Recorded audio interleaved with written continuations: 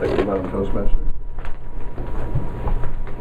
Fellow Toastmasters and guests, I've been very upset lately with a lot of the news that I read in the newspaper, and particularly about the attitudes that many in the Congress of the United States have towards Social Security and other benefit programs. And so I've been researching the internet very closely, reading on the various subjects that deal with that, to come up with a few people that agree with my thinking. And I've learned where I can get some charts and graphs and so on that would help present that picture. I want to share those with you.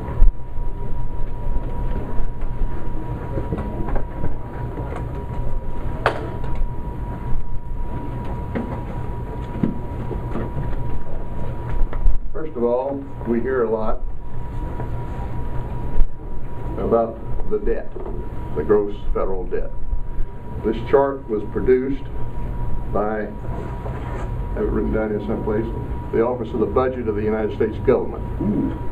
I went on the internet and I copied it and then I pasted it on this board. So it's their document, not mine. This shows back in 1940 what our debt was, and it was about along this line for a long time. And then around 1980, it started to go up. One of the things that drove the debt up in 1980, and I'm not saying this with any disrespect toward the man, but this was the year that President Reagan was elected president. And he had been, I'll use the term conned, he'd been conned into the belief that trickle-down economics was the way to go. Trickle-down economics says that what you do is you cut the tax rate for corporations, and the corporations, when they do well, will build more factories and plants and produce, and that will trickle down to you and me. Never happened that way. What they did was outsourced business to other countries. They built plants in other countries, and they kept a lot of the money. So everything started getting worse, and the debt started getting higher. And in the year 2000 was when George Bush was elected president. Then we had a couple of wars, and then along in here he extended this tax cut, which they tell me if you last until the year 2020 will add $4.6 trillion to the debt. Obviously, people who say we're really interested in getting rid of this debt and we have to go to Social Security to do it, I don't think are being honest with us. Let's see if that'll fit there. For a few minutes. Yes. Next chart. This is the individual and corporate income tax as a percentage of the total federal revenues by year. Back here in 1944, this is World War II, and everybody's taxes went up. The blue line is corporate taxes. The red line is individual taxes. Individual taxes went up to where they were almost 50% of the federal revenues. They've been high ever since. Never has gone down. But corporate taxes did the opposite. They started dropping and dropping and dropping and dropping, and they're still low today. So the United States revenues come primarily from you and me, not from corporate America. And that's a shame.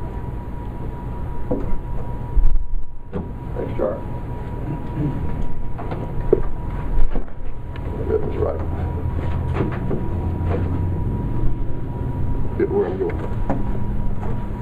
This chart extends on what I just told you. This is for the year 2010.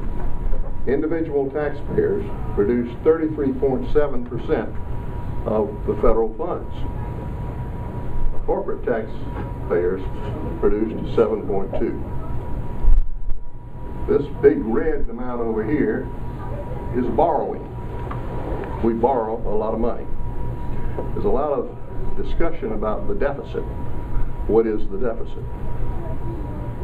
The deficit is a situation where if you want to buy a house for $100,000 and you pay $20,000 $20,000 down, and you have to borrow $80,000. You've created an $80,000 deficit for the next 30 years while you pay the house off. That's all the deficit is. It's borrowed money. It's not money that you actually own and spend, but you had to borrow money in order to gain something. The same thing is true with the government if they want to create jobs. If you want to start a high-speed rail from New York to San Francisco, you're going to have to spend some money doing that. You're going to probably have to borrow a lot of money to do that. But it creates jobs, and in time, that will help the economy. But it's the only way to get there. Another thing about borrowing is if they say you can't increase the deficit, what that means is you can't, if you have to pay interest on your debts, that interest is increasing the deficit. Our biggest debtor, the person we borrowed the most money from, you might be interested in knowing, is China. It's very interesting if Congress says you can't increase the deficit, and then we stub our toe and they can't pay the interest on the money that we owe to China. Not a very good political move.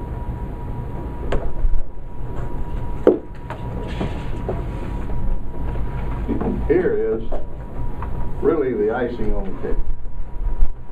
These are corporations. I'm only listing 5 of them here. I had 9, didn't have enough paper to do all the rest. ExxonMobil made $19 billion in profits in 2009. They received a $156 million rebate from IRS. They spent $12,450,000 on lobbying Congress. I don't think Congress is going to want to raise their taxes anytime soon. Bank of America received $1.9 million tax refund from IRS last year and made $4.4 billion in profits and received a bailout from the Federal Reserve and Treasury of nearly $1 trillion.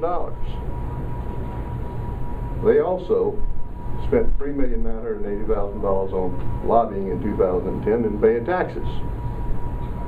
General Electric, over the past 5 years, they made $26 billion in profits in the United States. They made a lot of money in other places.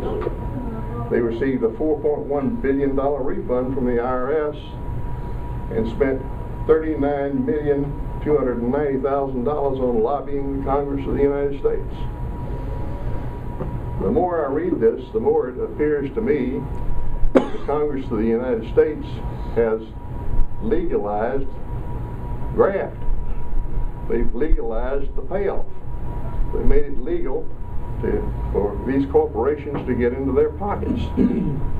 What we need is campaign finance reform.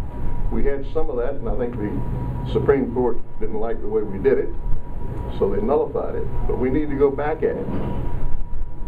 We don't need to have all these people, these big corporations, making all this kind of money and not paying taxes, not paying their fair share.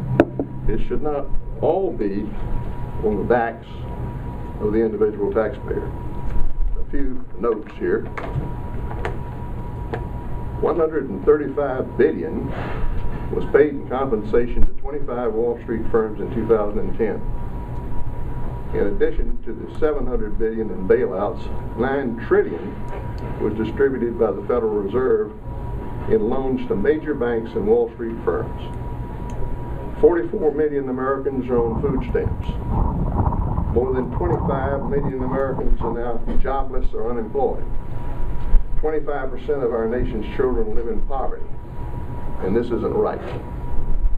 Don't balance the budget on the backs of working Americans while giving tax breaks to these wealthy companies. This is something we need to stop. In his Gettysburg Address, Abe Lincoln spoke of us being a country of by and for the people. And he expressed the wish that it never disappear from the earth. But I'm beginning to wonder if that isn't about to happen. So let's do our part to encourage one another and encourage those that lead this nation to keep this a nation of by and for the people. instead of it becoming a nation by and for special interests.